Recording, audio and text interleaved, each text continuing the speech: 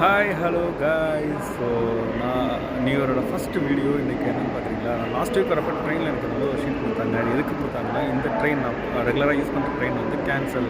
அது ஏன்னா ஜனவரி 1லேருந்து 22 வரைக்கும் சின்ன ட்ராக் ஒர்க் போகுது அப்படின்னு சொன்னாங்க. இது காட்டுறேங்க. ஸோ அந்த ஜனவரி 1லேருந்து 22ஆம் தேதி வரைக்கும் நமக்கு அந்த ட்ரெயின் கிடையாது. அதுக்கு ரீப்ளேஸ்மெண்ட்டாக பஸ்ஸு விட்ருக்காங்க. ஸோ அப்படின்னு சொல்லி ஒரு சின்ன ஷீட் கொடுத்தாங்க. இது வந்து உள்ளே பார்த்திங்கன்னா 4-5 பேஜ் இருக்கும். ஸோ இந்த மாதிரி கொடுத்துருக்காங்க, ஒரு புக்லெட் மாதிரி.